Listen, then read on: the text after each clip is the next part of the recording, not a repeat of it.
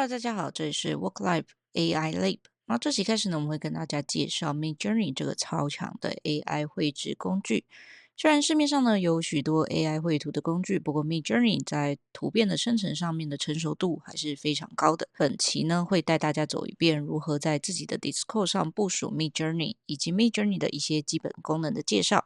如果喜欢本期影片的朋友，别忘了关注我们的频道并开启小铃铛，这样才不会错过更多的 AI 工具的分享哦。好的，那话不多说，我们赶快进入到今天的正题。那 Midjourney 呢，其实也是有自己的频道的。频道的观看方式呢，可以在 Discord 里面加入这个 Midjourney 自己的频道。但是，一般我们是会建立自己的 Midjourney Bard，不会在这里生成图片。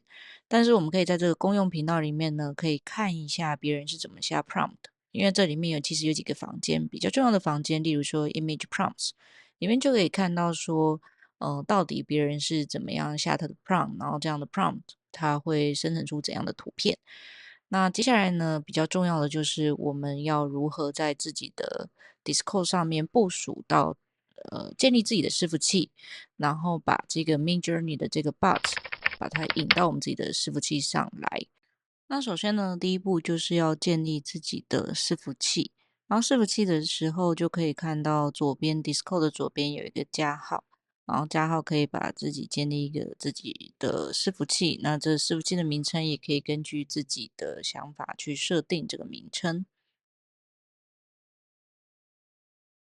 好自己的伺服器之后呢，就要把 Midjourney Bard 把它邀请进来，也是一样在发现里面，然后打 Midjourney Bard，然后就会出现这个 Bard，然后把它添加到我们现有已经建立好的伺服器里面。那来到这个画面呢，我们就可以用杠号 image 开始我们的 prompt，开始生图了。但首先要注意的一点呢，就是你这个账号必须要先去付款。那我这个是已经有付费的账号了，所以就直接开始我们的 prompt，然后就可以开始生成图片了。然后当我们输入一个非常简单的一个 prompts，a cute hamster cooking in the kitchen，它一次呢会生成4张图片给我们。在后期的影片呢，我们会介绍其他 prompts 里面可能有时候会看到有一些杠杠 AR 是什么意思，或者是还会加一些后缀的8K，但我们这次都先不设定，我们先设定的就是非常简单的一个 prompts。那可以看到它自己预设的这4张图片，其实画质跟效果都不错。那这个预设功能呢，有分上排跟下排。那 U 呢就是 upper，它其实就是把单图放大的意思。那我们现在想要放大这个 upper three，就是从上至下，从左至右，就分别是1、2、3、4这4张图片。那我们现在呢要放大 upper three，然后大家可以看到说第3张的图片被我们放大，那点开来看效果也不错。那这张图我们就可以下载，然后进行使用了。其实这个预设的照片的画质跟画风格，我自己都蛮喜欢的，所以大家也可以尝试看看，可以 upper 各自的单图，然后尝试看看各自单图放大出来的效果。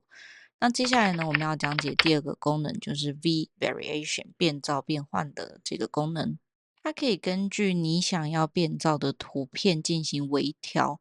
例如说，这第4张图，我想要把它稍微修改一下，看有没有其他的延伸可能性。那我选 B4 的话，你看它又给我了4张照片。